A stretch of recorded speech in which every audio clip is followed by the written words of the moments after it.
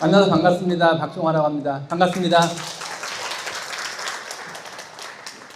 오늘 즐거운 시간이십니까? 오늘은 제가 준비한 내용은 아이들 수학 공부를 어떻게 하면 좋을까 이런 내용 소개해 드리겠습니다. 먼저 저는 개인적으로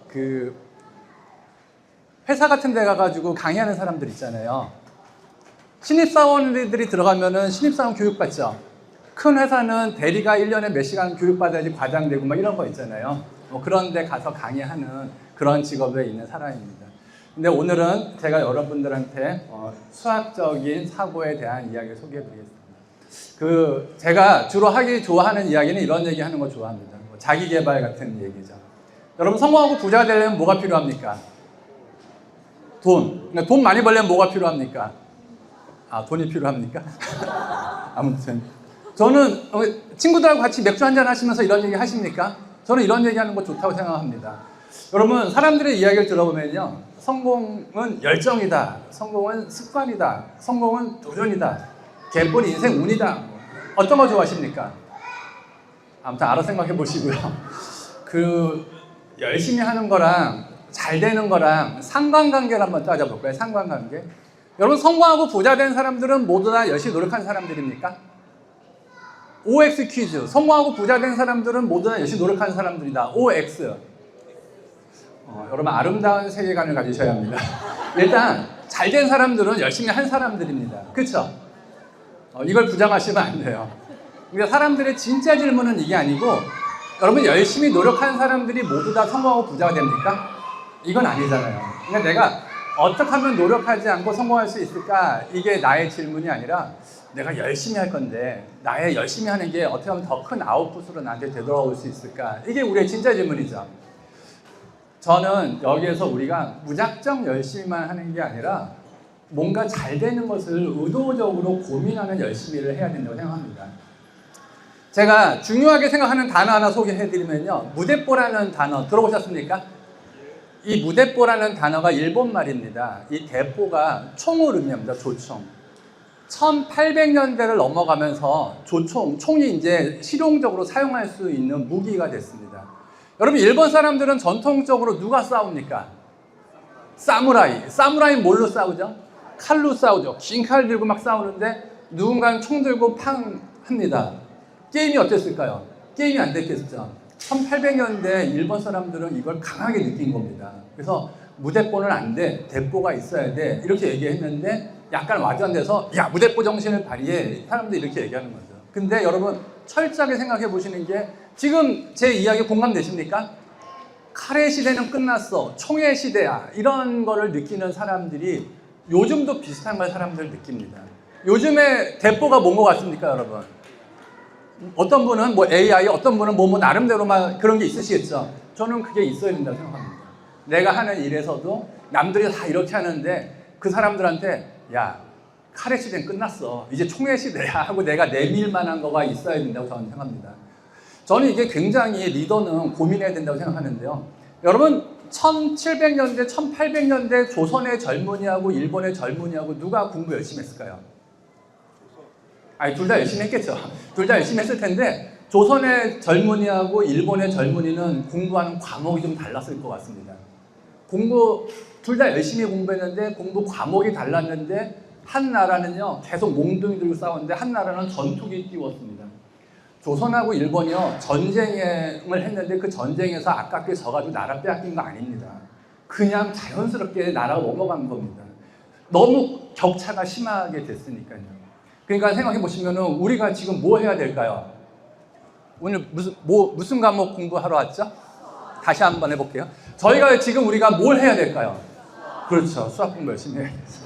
아무튼 리더의 입장에서 개인적으로는요, 저는 성공을 고민하는 것도 꼭 필요하다 생각합니다. 저희 가족들은 야구 좋아하는데, 야구 좋아하세요? 이정우 선수 아세요? 이정우 선수가 메이저리그 가면서 유퀴즈에 나와가지고 아버지 이종범하고 인터뷰를 하는데 제가 깜짝 놀랐었어요. 고등학생들은 저녁 때 이런 데다가 공 놓고 배팅 연습을 한대요. 보통 선수들이 하루 저녁에 300번 정도 친대요. 여러분 질문 한번 해보시죠. 내가 프로가 되고 싶은 고등학생이에요. 친구들은 300번 정도 친대요. 여러분 하루 종일 몇 번 치실래요? 아무튼 이정우 선수도 욕심내가지고 한 400번도 쳐보고 했대요. 근데 자기는 그렇게 하니까 연습이 안 되더래요. 자기는 정확하게 임팩트를 딱 줘서 쳐보니까 200번만 치는 게 자기한테 연습이 되더래요. 여러분 고등학교 야구 선수는요, 저녁에 잠을 충분히 잘 자주는 것도 훈련의 하나라고 저는 생각합니다. 동의하세요? 여기서 질문이 되는 거죠. 다른 선수들은 300번, 이정우 선수는 200번. 이정우 선수는 다른 선수들보다 노력을 더 했습니까? 덜 했습니까? 다시 한번 질문해 볼게요. 이정우 선수는 200번, 다른 선수는 300번. 이정우 선수는 노력을 더 했습니까? 덜 했습니까? 저는 더 했다고 생각합니다. 다른 선수들은요, 시간 때우기식의 양적인 노력을 했는데 이 선수는 이게 어떻게 하면 나한테 도움이 될까? 질적인 노력을 한 거잖아요. 양적인 노력이 있고 질적인 노력이 있다 그러면 우리한테 필요한 거는요, 의식적인, 질적인 노력을 꼭 생각하셔야 합니다. 동의하세요? 의식적인 노력이라고 생각을 해보면요, 요 표를 한번 정리해보면 공부에 대해서 한동안 1만 시간의 법칙 들어보셨습니까? 이거 잘 모르겠다 하시는 분은요, 독서도 많이 하고 그러시기 바랍니다. 1만 시간의 법칙이라고 사람들이 인기 있게 얘기하고 그랬었는데, 이 사람은 아주 유명한 작가입니다. 저널리스트인데, 이 사람은 저널리스트라서 연구한 사람들의 연구 결과를 잘 수집해가지고 책을 쓰는 사람입니다. 근데 실제로 1만 시간의 법칙을 사람들이 많이 얘기하니까 진짜 연구를 했던, 초기 연구했던 사람들이, 교육학자들이 우리 연구가 좀 잘못 알려졌다 하면서 1만 시간의 재발견이라는 책을 썼는데, 그 책의 내용이 양적인 노력만 중요한 게 아니라 질적인 노력이 중요하다. 그러면서 이 에릭슨은 뭘 지적했냐면요, 의식적인 노력을 해야 된다는 거예요. 예를 들어서 탁구 치는데요, 그냥 별 생각 없이 10시간 쳤습니다. 10시간. 어떤 친구는요, 2시간 동안 탁구 치면서 내가 뭘 잘하는지 못하는지 파악했습니다. 그리고 2시간 동안 자기가 못하는 거를 집중적으로 연습을 했습니다. 그리고 다시 또 1시간 쳤습니다. 이 선수는 10시간, 선수가 아니더라도 이 사람은 10시간, 저 사람은 5시간. 누가 더 탁구 실력이 늘었을 것 같습니까, 여러분? 5시간만 했어도 의식적인 노력을 하는 사람이 훨씬 더 잘 배웠을 것 같죠. 친구들도요, 보면은 어렸을 때 우리 당구 치잖아요. 그리고 나이 먹어서 골프 치잖아요. 그러면 당구 잘 치던 애가 당구 잘 치고요, 골프 잘 치던 애가, 그러니까 당구 잘 치던 애가 골프도 잘 쳐요, 보면. 왜 그러냐 하면은 운동 실력이 좋아서 그런 것도 아니에요. 운동도 못하는 애들이. 당구를 똑같이 쳐도요, 그냥 막 치기만 하는 애가 있고요. 어떤 애는 야, 이게 왜 이렇게 갔지? 생각을 막 해요. 그러면서 좀이라도 잘하려고 막 하는 사람이 있거든요. 골프를 치더라도요, 그냥 막 치는 친구가 있는 반면에 야, 이게 왜 공이 이렇게 갔지? 계속 막 생각하는 친구가 있거든요. 그런 친구들이 잘하게 되는 거예요. 동의되십니까? 아무튼 노는 것도 그렇고 공부하는 것도 그렇고 의식적인 노력이 필요하다. 금방 말씀드린 것 같은 경우는 뭔가 고등학생들이 뭔가 대회에 나가는 공부를 한다라고 생각을 해보면은, 초등학생들은 제일 필요한 게 뭘까요, 여러분? 야구 선수가 되고 싶대요. 초등학생 한 7살짜리 어린이가 여러분의 딸은 야구 선수 안 하나? 아무튼 아들이 야구 선수가 되고 싶어요. 그러면 여러분 뭐라고 그러시겠습니까? 야, 야구 기술을 잘 배워야 돼, 이런 거 하시겠습니까? 아니면은 야, 일단 몸 건강해야지, 밖에 나가서 달리기 하자, 이러시겠습니까? 가장 기본적으로 내가 펀더멘탈이라고 사람들이 표현하죠. 기초 체력을 키워야 되잖아요. 공부도 저는 마찬가지라고 생각합니다. 공부 잘하려고 그러면요, 애가 7살인데 의대를 보내려면은 무슨 수학을 공부해야 돼요? 뭐 이런 거 하지 마시고, 머리 쓰는 거 재밌어하고 뭔가 생각하는 거 재밌어하고 머리를 먼저 키워주려고 한번 하시는 거, 그런 거 필요하겠죠. 맞습니까? 제가 왜 아이들한테, 그러니까 금방 얘기한 것처럼 생각의 힘을 키워주는 거, 수학적인 사고가 필요하다, 이런 얘기를 같이 한번 해볼게요. 사실 저는 질문하고 답하는 걸 좋아합니다. 근데 지금 상황이 어수선하지만 한번 질문하고 답하는 걸 한번 해보겠습니다. 크기 같은 두 개의 같은 삼각형에다가 이렇게 색칠해보고 저렇게 색칠해봤습니다. 똑같은 크기로 이렇게 나눠보고 저렇게 나눠봤습니다. A, B. 어디가 색칠이 더 많이 됐을까요? 파란색, 오렌지색. 자, 제가 1분 시간 드리겠습니다. 같이 오신 분 서로 얼굴 한번 봐보시죠. 씩 한번 웃어주시고요. 1분 동안 한번 풀어보시죠.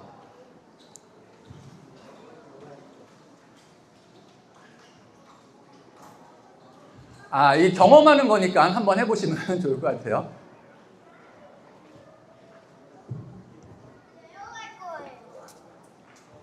물만 하나만 주시면 좋겠네요. 그거 주시면.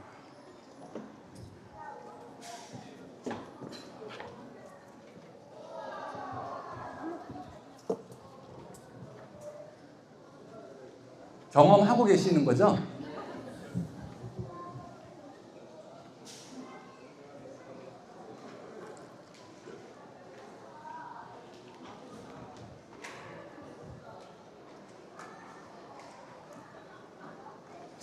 다들 암산을 하고 계셔가지고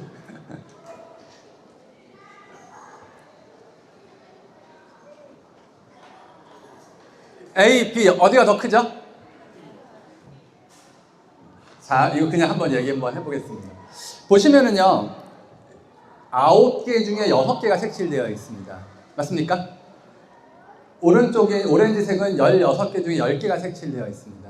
맞습니까? 그러니까 9분의 6하고 16분의 10하고 어떤 게 더 큰지만 우리가 파악하면 되겠죠. 맞습니까? 뭐 이렇게 생각을 해보시면 계산을 이렇게 해서 이쪽이 더 크다는 걸 알 수 있습니다. 그냥 경험하시는 거니까 뭐 맞고 틀리고 이런 거 기분 나빠하실 필요 없습니다. 예, 이렇게 하는 거죠. 재밌죠? 한 문제 더 해볼까요? 이거는 지금 경험하지 않으시고요. 제 이야기 들으시는 걸로 하겠습니다. 경험이 얼마나 잘 되고 있는지 잘 모르기 때문에 그냥 듣는 걸로 하겠습니다. 색칠한 부분의 넓이를 구해야 돼요. 넓이 어떻게 구하면 될까요? 요 삼각형, 작은 색칠한 삼각형하고 큰 색칠한 삼각형하고 닮음입니다. 닮음. 보이세요? 닮음이고요. 정사각형이라고 그랬으니까 요 길이하고 요 길이가 같습니다. 그렇죠? 그래가지고 닮은 비를 이용해가지고 몇 번 계산을 여러 번 이렇게 쭉 하면 될 것 같죠? 맞습니까? 네, 그렇게 하면 됩니다. 그런데 이렇게 한번 해보시죠. 여기요, 요 작은 삼각형을요, 꺾어서 이렇게 내려보면은요, 오른쪽 것처럼 되겠죠. 그리고 보시면은요, 여기가 그러니까 직선이고 정사각형이니까 여기가 90도죠. 그러면 여기랑 더하면 몇 도입니까? 다시 한번 질문해 볼게요. 이게 직선이고요. 여기가 90도입니다. 요 부분하고 더하면 몇이죠? 90도죠. 그러면 무슨 얘기 할 수 있을까요? 삼각형의 넓이는 2분의 1 곱하기 밑변 곱하기 높이, 이렇게 계산을 할 수 있죠. 맞습니까? 복잡하게 막 계산해야 될 것 같았는데 아이디어가 있으니까 금방 풀리죠. 재밌죠? 재미를 강조하는데 이런 거를 인지적인 재미라고 합니다. 지금처럼 아이디어가 딱 들어왔을 때 그러네 하고 막 느껴지는 것을 인지적인 재미라고 합니다. 우리가 개그 콘서트를 보면 재밌죠? 개그맨들이 웃긴 얘기하는 거 재밌잖아요. 어떤 감동적인 영화를 봤습니다. 감동적인 영화를 보고 막 눈물을 막 흘리면서 집에 가면서도 영화 너무 재밌어 이렇게 얘기하죠. 여러 가지 재미가 있다 그러면은 머리를 쓰면서 그래, 이런 뭔가 아이디어가 들어왔을 때 느끼는 재미가 있는데요. 이런 거를 인지적인 재미라고 합니다. 이런 인지적인 재미를 많이 느끼고 경험하면은요, 그만큼 생각의 힘이 커지는 것 같습니다. 그리고 이렇게 인지적인 재미를 느낄 때 사람들은 그 재미를 더 느끼고 싶어가지고 더 공부에 아이들이 더 많이 빠져드는 것 같습니다. 공부를 하는 아이들한테 실제로 동기도 부여하고요, 몰입하게 하고요, 지속하게 하는 힘은 인지적인 재미를 갖게 하는 겁니다. 이런 인지적인 재미를 여러분 꼭 생각해 보시면 좋겠어요. 그러면 이게 인지적인 재미가 공부에 무슨 상관이 있는가? 이번에도 경험을 해보시죠. 21 빼기 6 한번 말하실 필요 없고요. 그냥 계산 한번 해보세요. 21 빼기 6. 다 같이 들으셔도 되는데 실제로 말하지 마시고 계산만 한번 해보세요. 21 빼기 6. 계산하셨습니까? 계산하셨습니까? 제가 그 스탠퍼드에서 아이들 연구하시는 분들의 책 하나를 번역한 적이 있었는데 그 그룹에서, 연구 그룹에서 했던 얘기 중에 아주 인상적이었던 사례 하나가 뭐였냐면은 이거예요. 21 빼기 6을 계산하라 그러면은요, 수학을 못하고 싫어하는 아이일수록 선생님이 가르쳐준 방법대로 하고요, 수학을 좋아하고 잘하는 아이일수록 21 빼기 6을 20 빼기 5와 같은 약간 단순한 형태로 바꿔서 계산하더래요. 여러분 한번 비교해 보세요. 21 빼기 6하고 20 빼기 5는 어떤 게 좀 더 어렵습니까? 21 빼기 6이 좀 더 어렵죠. 어려운 거를 풀면은 틀릴 가능성이 높죠. 이거 틀린 아이는 어떻게 됐을까요? 선생님이 야 너 이거 잘 모르네. 확실하게 알아야지. 똑같은 거 10개 풀라고 그러겠죠. 똑같은 거 10개 풀면서 얘는 무슨 생각할까요? 아유 지겨워. 축구하러 가야 되는데. 나는 공부가 싫어. 나는 수학 머리가 없나 봐. 이렇게 된다는 거예요. 근데 선생님이 시키지 않은 방법으로 쉽게 문제를 푼 애들은요. 와 수학 재밌어요. 선생님 문제 또 주세요. 또 풀고 싶어요. 더 많이 풀고 더 많이 풀면서 더 잘하게 되고 이렇게 된다는 거예요. 선생님이 시키지 않는 방법대로 했을 때 더 잘하게 된다. 저는 이게 굉장히 인상적이었고요. 살면서 직장인들은 성인들 딱 보면은 그런 사람들 있잖아요. 모범생이 있고 모험생이 있다. 뭐 이런 표현 쓰지 않습니까? 아무튼 뭐 정해진 대로 잘 안 하는 사람이 더 잘 되는 경우도 많이 봤는데 이런 케이스구나라는 생각이 드는데 저는 이게 내가 인지적인 재미를 느꼈을 때 얻을 수 있는 센스 같은 거라고 생각합니다. 그리고 이런 게 생각의 힘을 키워가는 거고 이게 누적되는 아이들일수록 뭔가 보통 아이들보다 훨씬 더 수학을 잘하게 되겠구나라는 생각을 하게 됐습니다. 여러분 똑같은 문제인데 이거 어떻게 풀으시겠어요? 이거를 보기 전까지는 그냥 풀었어도 이것을 보기 전까지는 그냥 풀었어도 이걸 봤으니까 이 문제도 문제를 이렇게 한번 바꿔서 이렇게 푸시겠죠. 아무튼 이렇게 생각할 수 있을 것 같습니다. 그러니까 앞에서 이런 문제 풀었잖아요. 그렇죠? 이 문제 풀었을 때 사실은 이 아이디어를 가지고 있었어도요. 이 계산을 할 수 있어야 됩니다. 그렇지 않습니까? 여러분 이 계산 같은 것도요. 그냥 정해진 방법대로 이렇게 통분해서 그냥 하는 사람이 있는 반면에 어떤 사람은요. 9분의 6하고 16분의 10을 비교할 때 16하고 9는 좀 머니까 근데 다행히 8분의 5로 쉽게 간단하게 되니까 9분의 6하고 8분의 5를 비교하면 되겠죠. 9분의 6하고 8분의 5를 비교하면요. 6하고 9하고 3만큼 차이 나는 겁니다. 8하고 5하고 3만큼 차이 나는 겁니다. 그렇기 때문에 이것을요. 1 빼기 9분의 3, 1 빼기 8분의 3 이렇게도 생각할 수 있겠죠. 9분의 1하고 8분의 1은 어떤 게 더 작습니까? 9분의 1이 더 작죠. 같은 1에서 더 조금 빼면 더 많이 남겠죠. 그래서 우리가 이거를 이렇게도 생각할 수 있겠죠. 단순하게 계산적으로 이렇게 딱 끝내고 끝 하는 사람이 있는 반면에 이렇게 뭔가 아이디어를 낸다 그러면은 그 친구는 뭔가 수학적인 센스가 더 키워질 것 같습니다. 맞습니까? 제가 이거 여러분한테 설명하려고 4줄 썼는데 이거 보면서 이거 생각하는 거예요, 아이들은요. 그렇지 않을까요? 그렇죠? 그리고요, 수식으로만 생각하는 게 아니라 머릿속으로 이런 그림 그리는 거죠. 여러분, 9등분하고 8등분하고 앞에서 말씀드린 것처럼 9분의 6이면은 3개 빼고요. 8분의 3이면은 3개 빼는 건데 9등분하고 8등분 했을 때 9등분한 게 더 작을 거잖아요. 그러면은 3개 빠지는 게 더 조금 빠지겠죠. 남는 게 이게 더 많겠죠. 그러면 이거 보면서 이렇게 되겠구나 라고 생각하겠죠. 이런 센스를 가지면서 뭔가 공부하는 학생이 있는 반면에 그냥 정해진 대로만 딱 하고 끝 한다 그러면은 이런 센스를 키워주는 게 훨씬 공부에 좀 더 도움이 될 것 같죠. 그럴 것 같습니까? 제가 생각해 보니까 어떤 애들은요 계산적으로만 하는 거예요. 이거를 그냥 이렇게 쭉 하면은요 1 하는 겁니다. 1은 지겹겠죠. 빨리 끝나기를 바라겠죠. 근데 이렇게 생각하고 이렇게 생각하는 아이들은요 재미있게 즐기는 겁니다. 인지적인 재미를 가지면서 야 이런 것도 있어? 이런 것도 있어? 하는 겁니다. 그러면 이제 일이 아니라 그게 재미있는 놀이 같은 게 되는 겁니다. 수학자들은 평생 나는 재미있는 수학을 마음껏 풀다가 생각하다가 즐거운 인생을 살았어 그러면서 돌아가시잖아요. 한 8, 90대에서. 그쵸? 그러시더라고요, 보니까. 그러니까 그런 분들의 느낌은 이런 거인 거죠. 일을 하는 게 아니라 뭔가 즐기면서 뭔가 자기의 그런 걸 키워주는 거. 그러니까 오늘 이 책에 그런 내용을 담으려고 노력을 했고요. 오늘은 이 책에서 그런 내용을 7가지 정도로 나눠서 소개했는데 지금 제가 7가지를 다 하면은 오늘 집에 못 가시니까 3가지만 빠르게 소개해 드리겠습니다. 논리, 관찰, 연결이라는 키워드 3가지를 소개해 드리겠습니다. 논리라는 거는 이치에 맞게 생각하는 겁니다. 논리의 가장 중요한 거는요, 천천히 근거를 찾는 거다. 이 말을 기억하시면 좋을 것 같아요. 천천히 생각하고 근거를 찾는다. 그리고 논리라는 거는요, 우리가 인간이 보편적으로 생각하는 방법을 배우는 거다라고 생각하실 수 있습니다. 제가 챗GPT한테 요즘 챗GPT가 인기 있지 않습니까? 그래가지고 왜 수학을 배우는가 챗GPT한테 물어봤더니 이렇게 쭉 몇 가지 얘기하더라고요.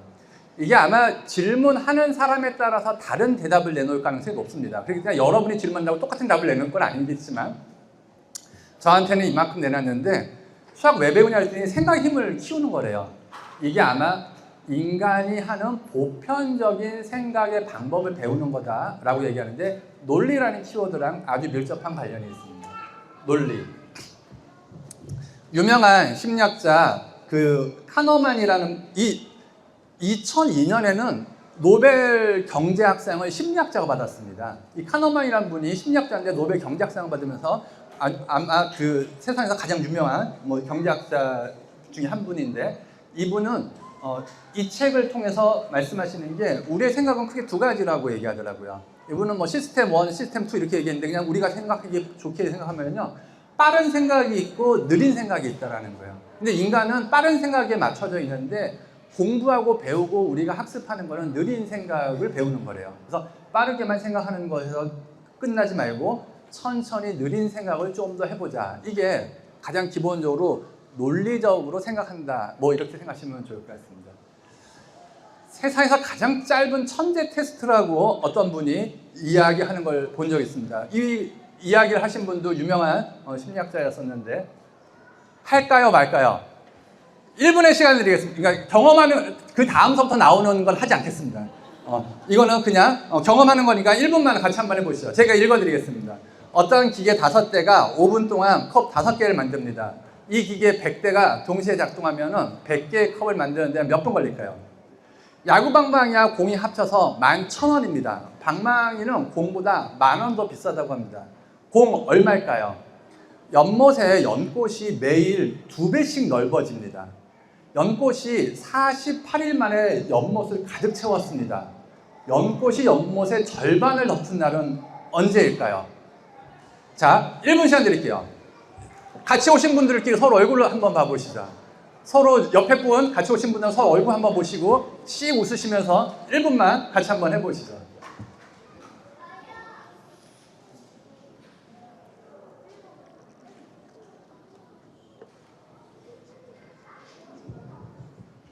하지마. 그만해. 풀고 계십니까? 네? 다 알고 계세요? 네.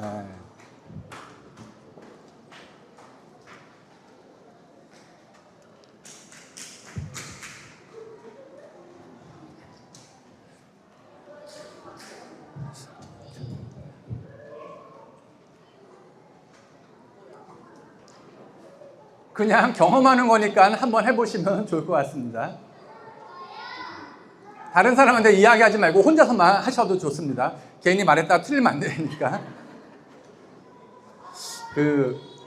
5대가 다 5분 동안 컵 5개를 만든다면은 100대가 동시에 100개의 컵을 만들면은 100분이 걸립니다라고 얘기를 하는 경우가 있는데 이거는 빠르게 그냥 패턴대로만 이야기한 거래요.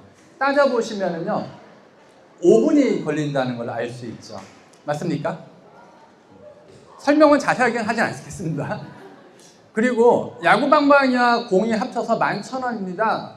10,000원 비쌉니다. 그러면은 10,000원 더하기 1,000원으로 계산하는 경우가 많은데 10,000원 더하기 1,000원이면은 9,000원 비싼 거지 10,000원 비싼 게 아니잖아요. 그렇죠? 그래서 1,500원, 500원 이렇게 계산하는 게 맞다고 합니다. 맞습니까? 연못에 연꽃이 매일 2배씩 넓어지면요, 48일 만에 다 메꿨다 그러면요, 반 메꿀 때는 24일이 아니라 바로 전날 47일 날 반 메꾸는 거죠. 맞습니까? 3개 다 맞히신 분 박수 한번 주시죠. 이게 실제로 천재 테스트라고 이름을 지었는데 뭐 IQ 테스트 이런 게 아니라 그냥 사람들은 즉각 얘기하고 생각하기 쉬우니까 한 번만 더 생각해보자.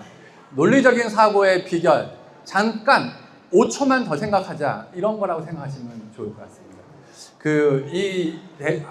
금방 말씀드린 것처럼 빠른 생각이 있고 느린 생각이 있다 그러면은 빠르게 대충 하는 거에서 약간 한 발자국 5초 더 써가지고 천천히 의심하고 확인하면서 신중하게 하자, 뭐 이렇게 생각하시면 좋을 것 같아요.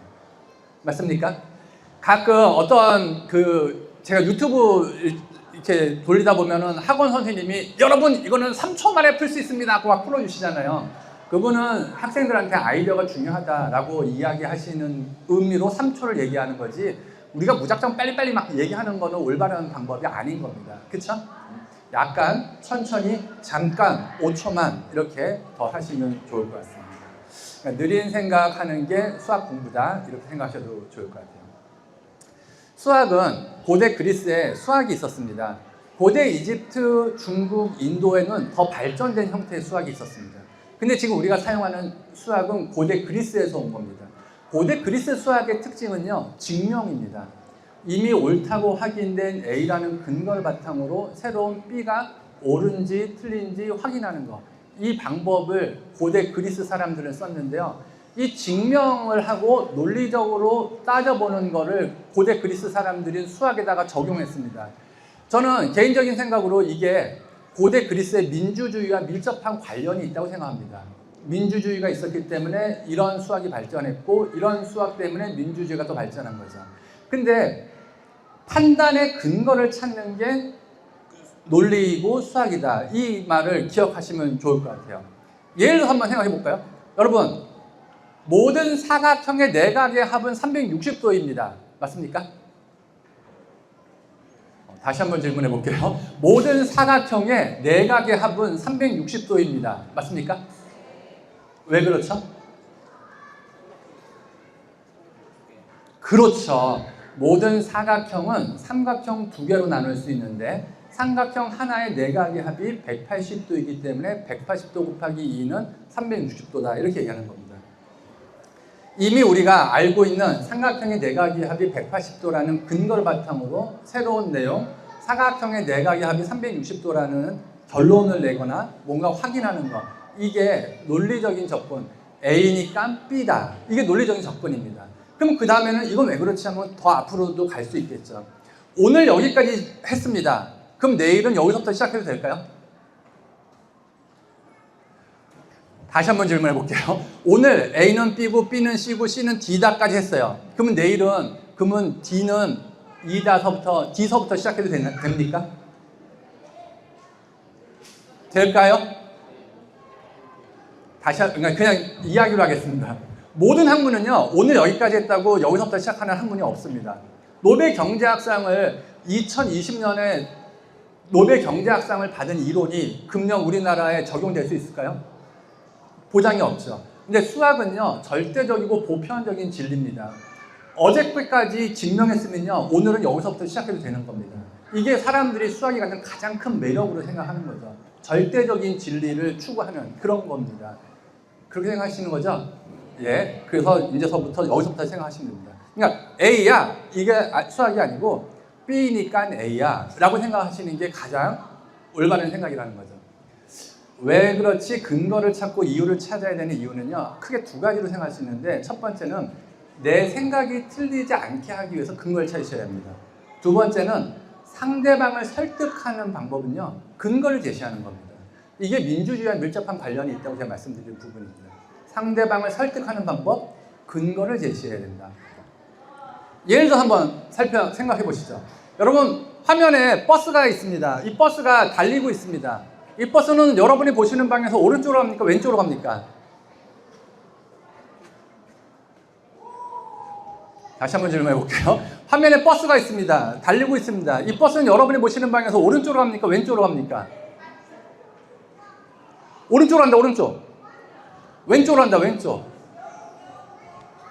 오른쪽. 왜 오른쪽이라고 그러셨죠? 그냥 기분에? 왼쪽으로 한다, 왼쪽. 왜 왼쪽으로 한다고 그러셨죠? 버스에는 일반적으로 올라가고 내려가는 문이 한쪽 면에만 있는데 지금 이 버스에는 올라가고 내려가는 문이 안 보이는 걸로 봐서는 문이 반대편에 있을 것 같다고 그러셨어요.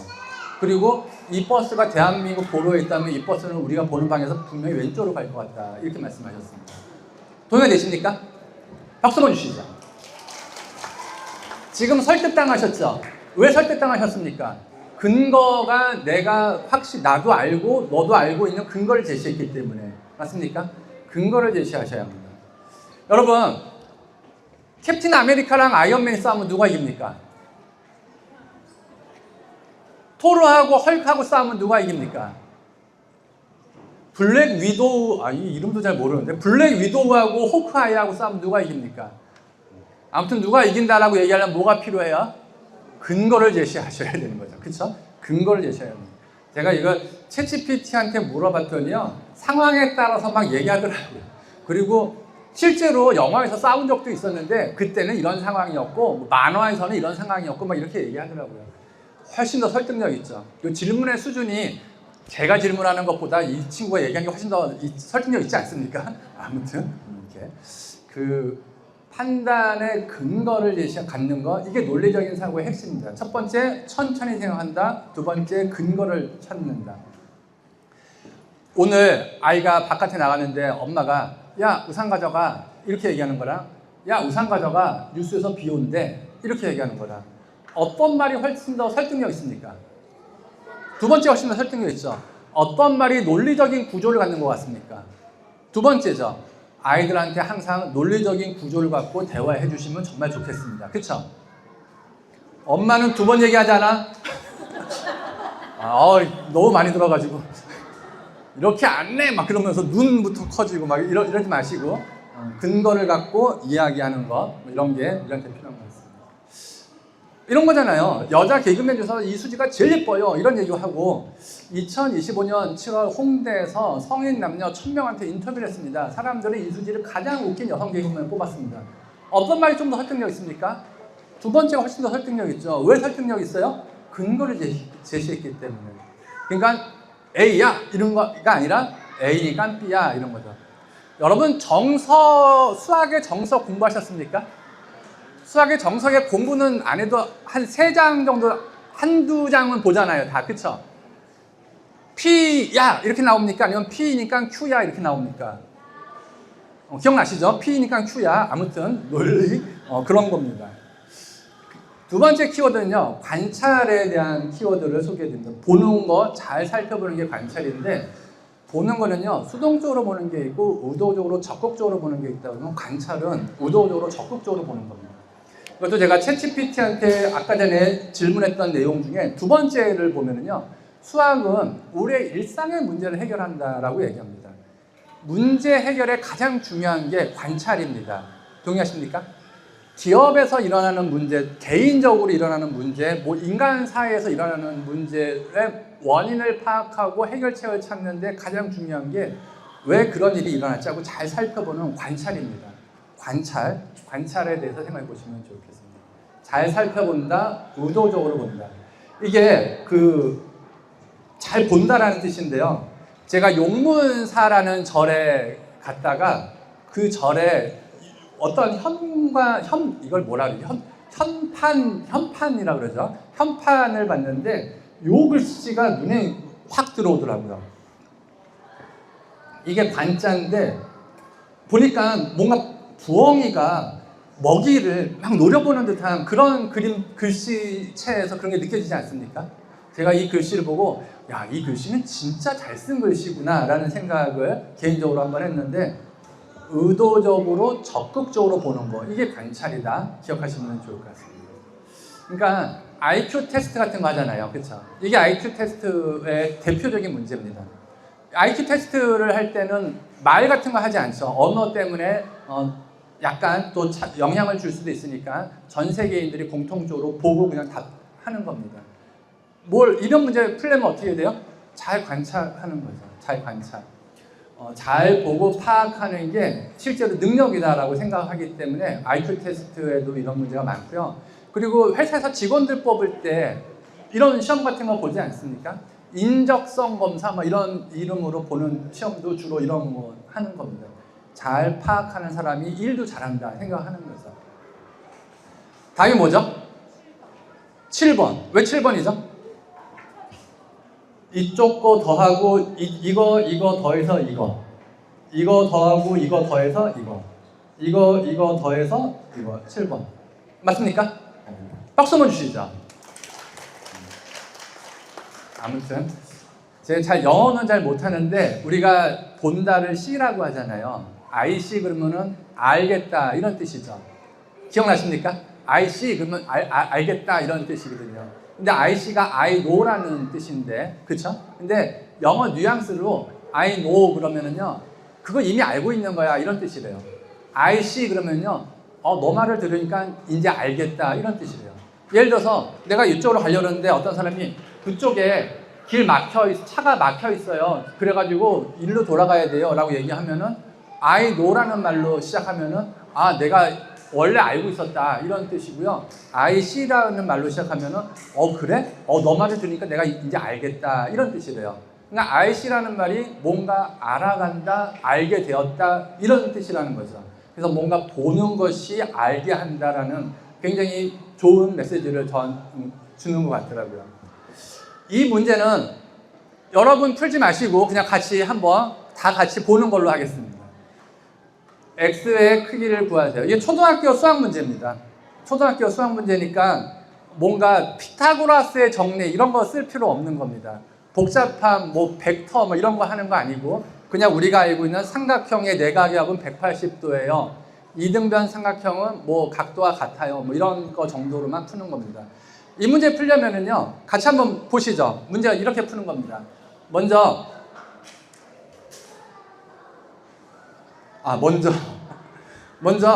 이 부분을 잘 보면서요, 오른쪽과 같은 걸 떠올리는 겁니다. 80도, 80도, 20도면은 하나의 삼각형이 나오죠. 그러면 이등변 삼각형이 되는 거죠. 눈에 들어오십니까? 그래서 오른쪽과 같은 걸 떠올리면서 A라는 각이 80도니까 20도 더하기 60도로 나눠서 생각하는 겁니다. 그래서 여기다가 하나 선을 쫙 그으면요, 무슨 말을 할 수 있냐면은 여기랑 여기랑 길이가 80도고 길이가 같다 이런 얘기를 할 수 있는 겁니다. 맞습니까? 다 이해하시죠? 그리고 나서는 어떻게 생각할 수 있냐면요, 요 길이하고 요 길이가 같다 그랬잖아요. 그러니까 우리가 무슨 걸 하나 또 생각해 볼 수 있냐면 요렇게 한번 긋는 겁니다. 근데 60도니까요, 이게 같으면 여기가 몇 도죠? 60도입니다. 60도가 같으니까요, 이게 세 개의 길이가 다 같은 겁니다. 그리고 이걸 이렇게 저기까지 갔다 그랬죠. 그렇기 때문에 여기 부분은요, 180도인데 80도, 60도니까 여기 40도죠. 그러면 여기랑 같으면 x는 몇 도일까요? x가 40도가 되는 겁니다. 문제가 잘 풀리죠? 그렇죠? 이렇게 문제를 푸는 거는 잘 관찰하면서 푸는 것 같습니다. 근데 여러분, 이 문제가 무슨 문제냐면요, 일본 명문 중학교 입시 문제입니다. 제가 몰랐는데 몇 년 전서부터 잘 보니까 일본 학생들은요, 중학교 입시가 있더라고요. 그러니까 그 명문 대학교의 부속 중학교에 가면은요, 그 대학교에 쉽게 간대요. 그러니까 쉽게 얘기하면은 일본의 초등학생이요, 게이오 대학교 부설 중학교에 가면은요, 웬만해서는 게이오 대학교를 그냥 간다라는 거예요. 그러니까 게이오 대학교를 와세다 대학교 부설 중학교를 가면은 와세다 대학교를 그냥 가는 거예요. 웬만하면은. 그러니까는 와세다 대학교를 그냥 시험 보서 가는 애보다 중학교 가는 애가 더 똑똑하다 이런 얘기 하는 거죠. 일본에 공부 잘하는 초등학생들은 중학교 입시를 하더라고요. 근데 여러분, 우리나라 초등학생 공부 잘하면 뭐 합니까? 아무튼 선행하잖아요. 그쵸? 선행학습이라는 걸 떠올려 보시면은요, 초등학생이 중고등학생 내용을 공부하는 겁니다. 그쵸? 초등학생이 중고등학교 내용을 공부하는 건데 그 내용 공부라는 게 개념적이고 지식적인 거 공부하는 거죠. 근데 일본의 학생들은요, 중학교 입시가 있기 때문에 똑똑한 애들이 뭐 선행은 하겠지만 중학교 내용으로 이런 문제를 풀면 안 됩니다. 초등학교 내용 안에서만 풀어야 됩니다. 그래서 어떤 문제는요, 피타고라스의 정리를 적용하면 두 줄이면 풀리는 문제를 초등학교에서는 피타고라스 정리를 안 배우니까 이 문제를 풀기 위해서 두세 페이지에 걸쳐서 여러 가지 그림을 막 그려가면서 이 문제를 풀어야 합니다. 여러분, 문제를 그냥 풀었다, 결과를 냈다라는 거 말고 공부의 과정으로 생각하면은요, 그냥 두 줄 써가지고 답 낸 애랑 두세 페이지를 그림으로 여러 가지 그려가면서 답을 낸 애랑 누가 공부가 더 잘 됐을까요? 두 번째 애가 훨씬 잘 됐겠죠. 제가 그래가지고 생각해보니까 우리나라 애들이 불리한데? 이런 생각이 들더라고요. 지식으로만 공부하고 지식으로만 앞선 개념을 막 적용하는 것만 하면은요, 문제 해결 능력이 별로 안 키워지는 거예요. 쉽게 생각하면은요, 세련된 도구를 쓸수록요, 뭐 사람은 힘이 덜 들어가잖아요. 그러면 내가 힘도 키우고 뭣도 한다 그러면은 세련된 도구를 쓰는 게 아니라 둔탁한 도구를 써야지 내가 힘을 더 잘 키울 수가 있겠죠. 적절한 비유인지는 잘 모르겠습니다. 근데 아무튼 문제 해결을 하기 위해서 다양하게 여러 가지를 푸는 걸 보니까는 우리한테도 이런 게 좀 필요한 것 같다라는 생각이 들었습니다. 동의하십니까? 그래서 뭔가 관찰을 통해서 더 많은 문제 해결력을 키워보시면 좋을 것 같습니다. 세 번째 키워드, 연결이라는 키워드를 소개해드리겠습니다. 연결은요, 공부하는데 제일 중요한 단어가 연결이다 생각하시면 좋습니다. 공부는 이거 연결하는 거다라고 생각하시면 좋습니다. 공부. 우리는 왜 수학을 배워야 하는가? 챗GPT가 이야기한 세 번째 보면요, 수학은 세상을 표현하고 이해하는 언어다 이렇게 얘기하더라고요. 세상을 표현하고 이해하는 언어다. 그러니까 어떻게 생각하면은 수학이라는 건요, 현실 세상의 문제를 수학 세상으로 가져가서 풀어서 가져오는 겁니다. 여기서 중요한 거는 현실 세상하고 수학 세상하고 잘 연결시키는 거죠. 연결이 공부다라는 것을 한번 차근하게 소개해드리겠습니다. 공부 기술 하나 소개해드릴게요. 여러분, 우리가 보통 5,000원짜리 종이 지폐 누가 있죠? 율곡 2 아니면 퇴계 이황 두 분 중에 한 분 있죠. 가끔 헷갈리시죠? 제가 이거 확실하게 기억하는 방법 소개해드리겠습니다. 5,000원짜리 종이지폐 누가 있지? 라고 질문 받으시면요, 5만원짜리 종이지폐를 떠올리세요. 5만원짜리 종이지폐 누가 있죠? 심사임당. 어머니 심사임당은 5만원권, 아드님 율곡 2는 5,000원권. 이분들은 왜 5만원권, 5,000원권에 등장하실까요? 오죽헌에 살았거든요. 제가 필살기로 가르쳐드리는 건데, 이제 확실하게 외우시겠죠? 안 까먹으시겠죠? 공부는 연결시키는 건데, 수학이라는 게 현실 세상의 문제를 수학 세상으로 가져가는 겁니다. 그래서 수학적으로 풀이해가지고 현실 세상으로 가져오는 겁니다. 이 연결고리를 잘 만드는 게 어쩌면 가장 중요한 수학이라고 저는 생각합니다. 학교에서는 이 박스 안에 것만 주로 배웁니다. 근데 진짜는 이거라고 생각을 하실 필요가 있습니다. 그리고 사실은 보통 이게 70%, 이게 30% 문제 나온다면요, 변별력은 어디서 생길까요? 30%에서 생기겠죠. 그런 거 아닐까요? 그냥 한번 보시죠. 동네 가게에서 사과 하나에 2,000원이에요. 마트에서는 1,000원이에요. 왕복 교통비가 5,000원이에요. 몇 개 이상 사면 가서 사는 게 이익일까요? 이런 문제가 수학 문제의 대표적인 문제죠. 맞습니까? 그래서 이렇게 수식 만들어서 푸는 거잖아요. 그쵸? 자세하게 설명 안 하겠습니다. 그쵸? 이렇게 생각하시면 현실 세상의 문제를 수학 세상하고 연결시키면서 뭔가 풀어본다. 이런 거 생각해 보시면 좋을 것 같습니다. 이것도 그냥 재미있는 문제라고 제가 가져왔는데, 재미있으세요? 1분만 풀어볼까요? 그냥 제가 설명할까요? 다시 한번 질문해 볼게요. 제가 설명할까요? 1분만 풀어볼까요? 1분만 풀어볼까요? 설명해요? 알겠습니다. 남자 99명하고 여자 1명이 모두 100명이 파티를 시작했습니다. 중간에 남자가 몇 명 갔습니다. 현재 상태에서 남자가 98%입니다. 남자 몇 명 갔을까요? 이게 질문입니다. 여러분, 이런 질문을 현실 세상의 질문이잖아요. 그렇죠? 이 현실 세상의 질문을 수학 세상으로 가져가야 합니다. 수학 세상으로 가져가 보면은요, 풀지 마시고 제가 그냥 이야기하는 걸로 하겠습니다. 한번 가져가 보면요, 이렇게 식으로 쓰는 겁니다. 파티가 시작됐을 때는 남자 99명, 여자 1명, 100명이 시작했죠. 99%. 맞습니까? 지금은 남자가 몇 명인지 모르기 때문에 전체가 몇 명인지 모르겠지만 남자가 98%가 됐습니다. 맞습니까? 이렇게 식을 세운 다음에 여러분의 관점을 여기에서 이쪽으로 옮겨보세요. 여자 한 명이 몇 퍼센트, 처음에는 몇 퍼센트였습니까? 1%였죠. 근데 지금은 여자 한 명이 몇 퍼센트입니까? 2%가 됐죠. 여자 한 명이 2%면은 전체가 몇 명입니까? 다시 한번 질문해 볼게요. 여자 한 명이 2%입니다. 전체는 몇 명이죠? 50명이겠죠. 숫자를 맞춰보시면 전체는 50명이고 남자는 49명이고 여자는 1명이죠. 99명의 남자 중에 50명이 가서 49명만 현재 남아있다. 이렇게 결론 내릴 수 있습니다. 어렵습니까?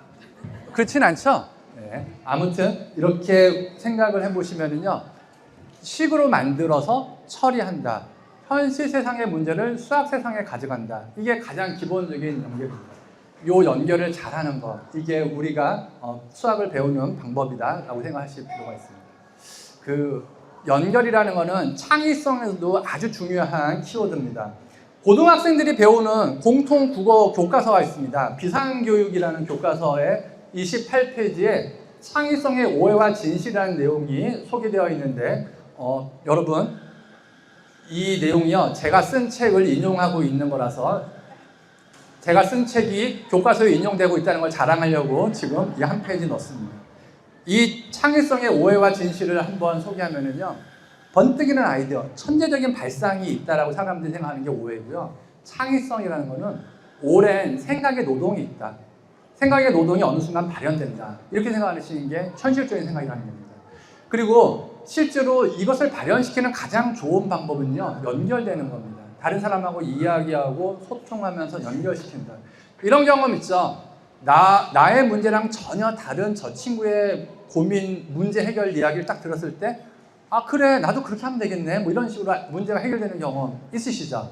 아이디어는 주로 그런 식으로 연결되면서 만들어진다는 겁니다. 연결이 창조의 키워드다. 앙버터 드셔보셨습니까? 팥하고 버터하고 빵하고 놓고 먹으면 맛있죠? 평범한 빵하고 평범한 버터를 평범한 그냥 팥하고 그냥 섞어서 먹었는데 그냥 맛있는 겁니다. 평범한 것 더하기 평범한 것으로 특별한 게 만들어진다. 이렇게 창의성을 기억하셔도 좋고요. 여러분 오른쪽과 같은 피아노 타자기가 있을까요? 내가 도, 미, 솔 치면 음표가 도, 미, 솔 딱딱 찍히는 겁니다. 미, 레, 파 치면 음표가 미, 레, 파 딱딱 찍히는 거. 가능할까요? 제가 검색을 해서 나온 이미지여서 이게 진짜로 가능한지는 잘 모르겠습니다. 근데 제가 왜 피아노하고 타자기를 같이 검색했냐면요. 세계 최초로 타자기를 만들었던 사람은 피아노를 보면서 타자기를 만들었었대요. 잡지사 편집장이었던 슐츠라는 사람이 하루 연주해 갔습니다.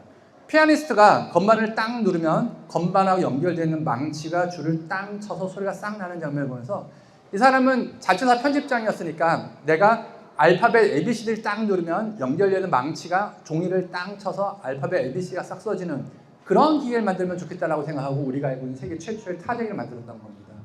피아노하고 타자기가 개념적으로 연결됐죠. 물리적인 연결, 개념적인 연결. 연결로 새로운 것이 만들어진다. 이런 걸 생각해 보시면 좋을 것 같습니다. 연결이 가진 기존에 알고 있는 것을 새로운 것을 기존에 알고 있는 것과 연결시키는 것. 이게 공부하는 겁니다. 가끔 안타까운 경험을 하게 되는 경우가 있는데요. 어떤 애들은요, 모르는 걸 그냥 모르는 척을 그냥 받아들여요. 순하고 조금 착한 아이일수록 모르는 거 그냥 모르는 척을 막 받아들이려고 해요. 여러분 모르는 걸 그냥 받아들이면은요 이해도 안 되고 이해가 안 되기 때문에 오래 기억하기도 어렵습니다. 공부는 모르는 걸요 내가 아는 것과 연결시켜야 되는 겁니다. 연결고리가 금방 안 보이면요 연결고리를 찾아가지고 연결시킬 것을 찾아야 되는 거죠. 그 연결을 많이 시키면 많이 시킬수록 더 이해가 많이 되는 거고요. 이해가 많이 될수록 오래 기억할 수 있습니다. 맞습니까? 연결시키는 거다. 이런 걸 기억하시면 좋을 것 같아요. 앞에서 말씀드린 것처럼 2분의 1 더하기 3분의 1이 몇이죠? 5분의 2는 아니잖아요. 그쵸? 그러면은 기계적으로 이렇게 하는 것만 하지 마시고 이것도 하셔야겠죠. 근데 한번 천천히 야 이거랑 더하는 거잖아. 이렇게 되지 않을까? 다양한 연결고리를 한번 만들어 보시면 좋을 것 같습니다. 그쵸? 그리고 중학교 문제, 고등학교 문제 하나씩 제가 소개해드리고 풀지는 마시고요. 그냥 들으시면 좋을 것 같아요. 소개해드리고 그냥 제 1부 강의는 마무리하는 걸로 하겠습니다. 이게 중학교 수학 문제입니다. 여러분 15도 아는 겁니까? 모르는 겁니까? 15도를 잘 아시는 분도 많겠지만 우리가 보통 보면은요 정삼각형을 60도, 60도, 60도죠. 반 자르면 60도, 30도 직각삼각형. 그래가지고 1대2 중학생이니까 피타고라스의 정리를 배우면 1대2대 루트 3 요 정도까지가 아는 겁니다. 그쵸? 60도, 30도는 아는 건데 15도는 잘 모르는 겁니다. 그렇죠? 그렇게 생각을 보시면은 무슨 생각을 해야 되냐면요 모르는 것을요 아는 것과 연결지어서 뭔가 해결해야 된다 이런 생각을 하셔야 되는 겁니다. 모르는 거를 해서 아는 것과 연결시켜서 한번 접근해 보겠습니다. 여기가 15도면 여기는 75도입니다. 맞습니까? 75도는요 60도 더하기 15도입니다. 맞죠? 60도 더하기 15도이기 때문에 이렇게 빨간 선을 하나 써 가보세요. 그래서 여기가 60도, 여기가 15도. 그럼 여기는 30도죠. 앞에서 정삼각형을 잘랐을 때 생각해 보시면은요, 여기의 길이의 비가 1대2대 루트 3이었습니다. 맞습니까? 그리고 조금 전 지금 이렇게 해놓고 보니까요, 15도, 15도 같죠? 이등변 삼각형이니까 여기 두 개가 길이가 같은 겁니다. 그래서 여기도 2. 그래서 우리가 원하는 거는 2 더하기 루트 3. 이렇게 모르는 것 속에서 내가 아는 것을 찾아서 아는 것과 모르는 것을 연결 짓는 것. 이게 문제를 해결하는, 이게 공부하는 방법인 겁니다. 중학생인 경우. 그리고 고등학생인 경우는요, 고등학교 가서는요, 성적이 잘 나오려면 미적분을 잘해야 됩니다. 그렇죠? 미적분은요, 해석 기하학과 대수학을 연결하는 것을 해석 기하학이라고 하는데 이 해석 기하학을 가장 기본적으로 잘 해야 되는 겁니다. 그러니까 여러분 질문을 보세요. 원이 뭡니까? 원. 동그란 거죠. 중학생한테 원이 뭐지? 그러면은요, 한 점에서 일정한 거리에 있는 점들의 집합, 뭐 이렇게 얘기할 것 같습니다. 그렇죠? 근데 고등학생한테요, 원이 뭐지? 그러면요, x제곱 더하기 y제곱은 1, 이런 게 원이야. 이렇게 얘기하지 않으면요, 걔는 공부가 잘 안 되고 있는 겁니다. 집에 와서 절대 테스트는 하지 마시고요. 아무튼 이렇게 해야지만 공부가 되는 겁니다. 왜냐면은 도형하고 수식하고 연결 지어서 생각한다, 이런 거죠. 그래서 이렇게 무시무시하게 어려운 문제를 제가 풀기만 할 테니까 구경만 하시면 좋을 것 같습니다. x, y가 양의 실수일 때, x 더하기 y가 12일 때 다음과 같이 생긴 fxy의 최소값을 구하세요. 이 문제를 풀어보면요, 가장 먼저 이렇게 생긴 것을 해석해야 됩니다. 이 부분을 한번 해석해 보면은요, 피타고라스의 정리를 넣어보면은 오른쪽과 같이 해석할 수 있죠. 그래서 이 문제는요, 이렇게 두 개의 삼각형이 붙어 있고 A서부터 B까지 이 길이의 최소값을 구하는 문제로 바꿔서 생각할 수 있습니다.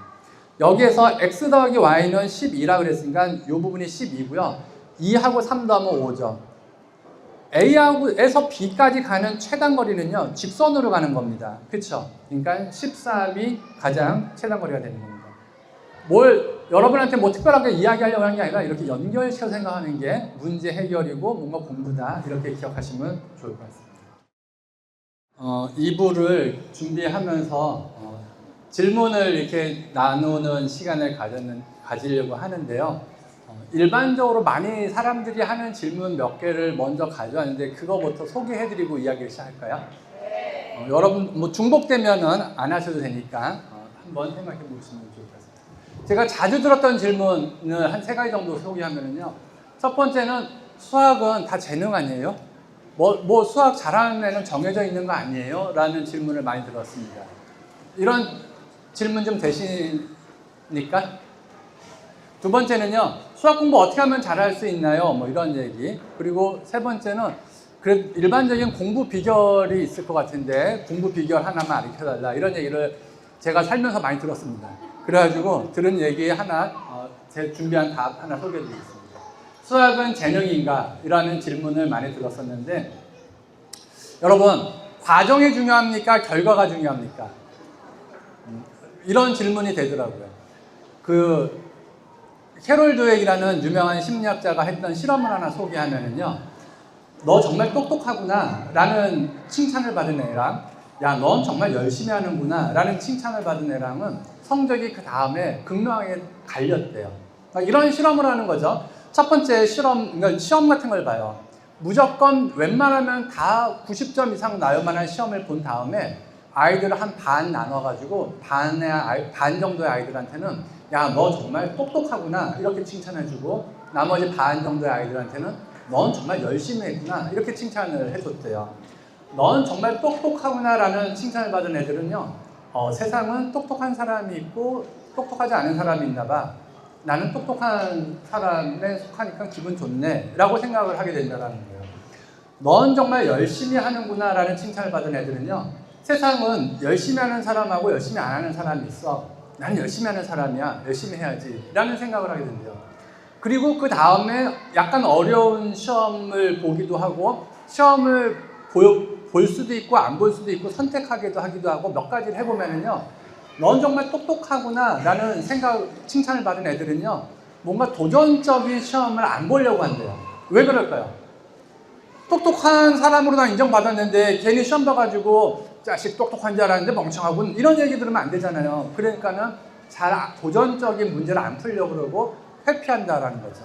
넌 정말 열심히 하는구나 라는 칭찬을 받은 아이들은요, 문제를 굳이 이거 안 해도 돼 라고 하는 것까지 저 할래요 그러면서 더 많이 한다라는 거죠.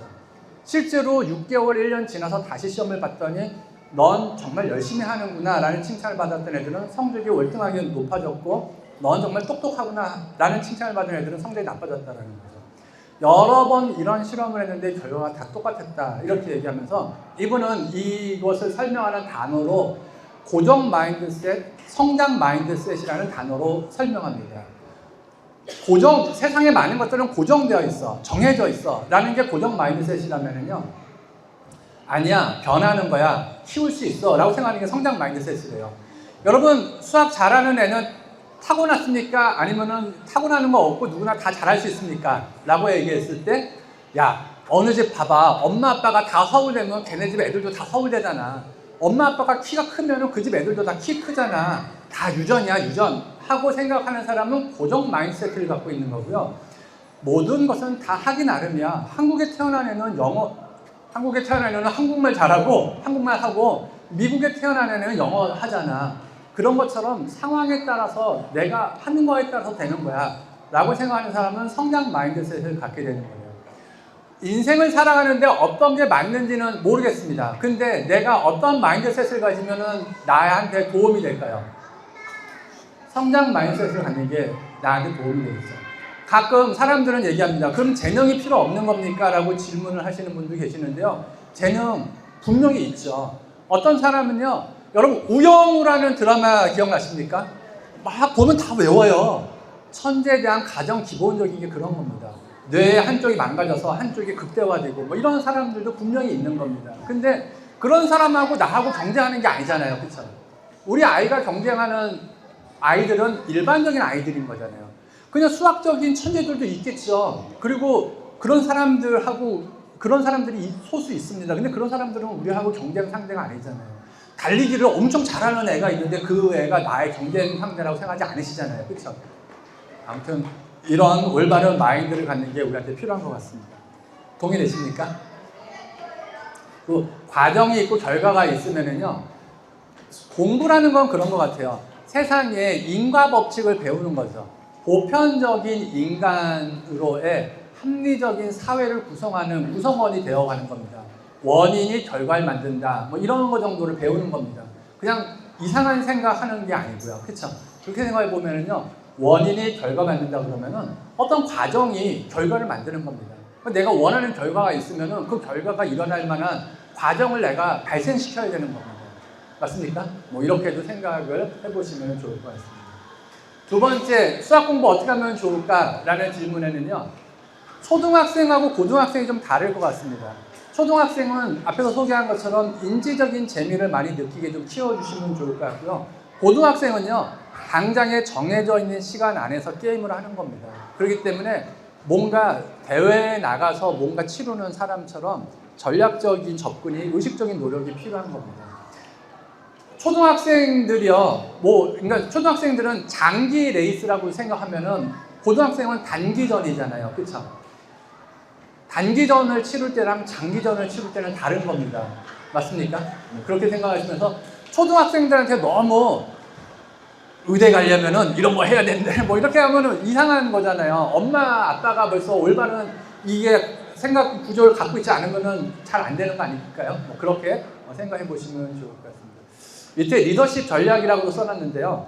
접근 동기라는 단어가 있고 회피 동기라는 단어가 있습니다. 뭔가 내가 해보고 싶어 라는 게 접근하게 하는 동기를 갖게 하는 거고요. 야, 너 이거 잘못되면 큰일 나 라고 하는 게 회피 동기를 갖는 겁니다. 너 이거 잘못되면 큰일 나. 언제 할까요? 고3 때 공부 안 하고 있으면 이런 얘기 해야겠죠. 그쵸? 그쵸? 근데 초등학생한테 너 이거 잘못되면 큰일 나. 이거는 안 맞는 거 아닐까요? 초등학생은 아빠, 저는요, 우주과학자가 되고 싶어요. 뭐 이런 거를 가질 수 있게 해줘야 되는 거 아닐까요? 아무튼, 장기적인 전략이 있고 단기적인 전략이 있다면은 현명하게 상황에 맞게 잘 리더십을 발휘해 주시는 게 필요한 것 같습니다. 그리고 앞에서 말씀드렸던 것처럼 한번 리마인드 해보시면요. 질적인 노력으로 의식적인 노력을 해야 되는 게 단기전인 고등학생이라고 그러면은 고등학생들은요, 의식적인 노력에서 제일 중요한 거는요, 모르는 걸 공부하는 겁니다. 여러분, 어떤 아이들을 보면은요, 아는 것만 공부하는 아이들이 많습니다. 모르는 것, 시험을 본 다음에 채점을 잘 안 하는 아이들 많습니다. 왜 그럴까요? 모르는 거 또는 채점에다가 틀리면은 마음이 불편하거든요. 마음이 불편한 거를 피하는 거죠. 심리학자들이 쓰는 용어로 컴포트 존이라는 게 있습니다. 마음이 좀 편안한 상태를 갖는 건데요. 의식적 뭔가 이게 편안한 상태 안에 그 존 안에 들어가 있는 건데 그러면 별로 발전이 없다라는 거예요. 뭔가 획기적인 일은요. 여기서 벗어나서 좀 불편한 상태를 좀 견디고 극복하는 데서 일어난다고 하거든요. 이게 고등학생의 상황이라면은 초등학생의 상황에서는 저런 생각보다는 이런 생각을 하셔야 됩니다. 일단 몸을 키우는 게 중요해. 일단 뭔가 재미있고 즐겁게 사는 게 중요해. 우리 아이가 꼭 수학 공부할 필요 없잖아. 얘는 지금 보니까 음악 영재인데 얘는 나중에 야구선수로 정말로 누구 좋아하십니까? 추신수처럼 될 거야. 뭐 이렇게 생각을 한다 그러면은 우리가 야, 너 미적분 풀어야 돼. 이런 건 아니잖아요. 그렇죠? 그 생각을 보시면서 뭔가 공부로 밀어주신다면은 재미있고 즐겁게 뭔가 할 수 있고 그런 과정 속에서 생각의 힘이 키워지고 센스가 좀 커지고 이러면서 재미 중에 교육학자들이 이야기하는 재미 중에 의미 있는 재미라는 게 있대요. 내가 성장하면서 뭔가 느끼는 재미 이런 걸 의미 있는 재미라고 하는데 그런 의미 있는 재미까지 연결되게 해주시면 좋을 것 같습니다. 앞에서 말씀드린 것처럼 학문의 즐거움 이런 책을 쓰신 아주 학자들은 평생 즐겁게 수학을 막 공부했다 그러는데 어떤 사람은 일처럼 하는 사람이 있고 이 사람은 즐겁게 했다는 사람이 있으면 이렇게 선순환을 그리는 게 필요하겠죠. 일반적인 공부 비결 중에서 제가 제일 좋아하는 공부 비결을 하나 소개해드리면요. 여러분 요 표를 기억하시면 좋습니다. 남의 이야기를 그냥 멍하니 들으면요. 나중에 한 20-30% 정도 기억이 남는데요. 제가 시청각 자료 같은 걸 활용해서 강의하는 이유는요. 여러분의 기억을 한 20-30%까지 끌어올리려고 그렇게 하는 겁니다. 같이 대화를 해보시고 이야기를 해보시면 50%가 기억이 남고요. 몸으로 실습을 해보면 70%가 기억이 남는다고 합니다. 예를 들어서 여러분 불나면은요 바닥에 엎드려가지고요 시계 방향으로 기어가서 나가세요 라고 듣는 것보다 옷이 좀 지저분해지지만 한번 바닥에 한번 기어보는 것 이게 더 오래 기억납니다는 거죠. 표 한번 봐보시죠. 가장 오래 기억 남는 방법이 뭘까요? 오늘의 퀴즈. 가르치는 거. 박수 한번 주시죠. 다른 사람한테 가르쳐 보면요 가장 오래 기억납니다. 제가 지금 강의하잖아요. 여러분이 듣잖아요. 누가 더 오래 기억할까요? 제가 더 오래 기억. 저는 실제로 어떤 데 가서 그 하루 일정 보면은요 직장인들 강의하니까 신입사원한테도 같은 날 신입사원한테 강의하고 몇 시간 있다가 임원한테 강의하고 이런 날도 있습니다. 여러분 똑같은 컨디션의 제 이야기를 임원분하고 거의 비슷한 얘기 하겠죠. 한 사람이 하는 거니까.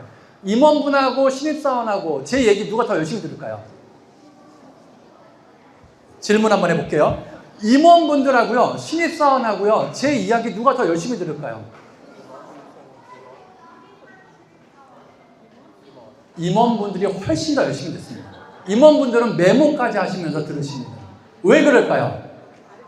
그분들은 부장들 모아놓고 한마디 하셔야 되잖아요. 어디서 써먹으셔야 되잖아요. 그러니까는 그분들은 메모까지 하면서 열심히 들으십니다.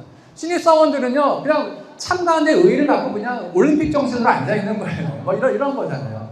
근데 생각해 보시면은요, 진짜 써먹을 때 뭔가 하려고 하면은 잘 배우는 것처럼요, 남한테 가르칠 때 훨씬 더 잘 배우게 됩니다. 설명을 하는 과정은 내가 아는 것을 재구성하면서 뭔가 또 이야기도 해야 되잖아요. 사람들이 메타인지라고 얘기하는 거가 전교 1등의 공통점이라면서요. 들어보셨습니까? 내가 뭔가 생각을 재구성하면서 전체적으로 바라보고 아는 것과 모르는 것을 잘 구별하고 이런 게 중요하다고 하는데 설명하면서 그런 게 만들어지는 겁니다. 그래서 제가 좋아하는 공부 방법은요, 백지에다가 책 안 보고 막 써보는 겁니다. 수학은 내용이 많지 않잖아요. 책도 얇지 않습니까? 써보면요, 금방 다 쓸만한 건데 공식이 있는데 공식의 유도가 교과서에 있는데 공식 유도도 안 봐요. 지금 공식을 증명하는, 여러분, 그러니까 쉽게 얘기하면은 근의 공식 기억나십니까? 중학교 책에 있는 건데요. ax 제곱 더하기 bx 더하기 c는 0 그러면은 뭐 2a분의 막 이런 거 있잖아요. 그쵸? 근의 공식 같은 게 있다 그러면은 근의 공식을 유도해봤어요? 라고 사람들한테 물어보면은요, 유도해본 적이 없대요. 그냥 그거 갖다 쓰는 거지 뭘 유도합니까? 라고 많이 얘기하시더라고요. 근데 실제로요, 공식을 유도하는 과정의 아이디어를 시험 문제에 활용합니다. 선생님들은. 근데 공식 유도하지 않고 그냥 결과만 갖다 써야지 라고 생각해보면 공부가 잘 안 되는 거죠. 내용도 적은데 그거 제대로 파악도 안 하면서 막 하는 거잖아요. 다시 한번 말씀드리면 백지에다 막 써보는 거, 이게 공부 아주 잘 되는 방법입니다. 이 정도까지만 얘기하겠습니다. 아무튼 이 슬라이드 한번 보시면 이해하시겠죠? 아무튼 아는 것의 수준을 높이시면 좋을 것 같습니다.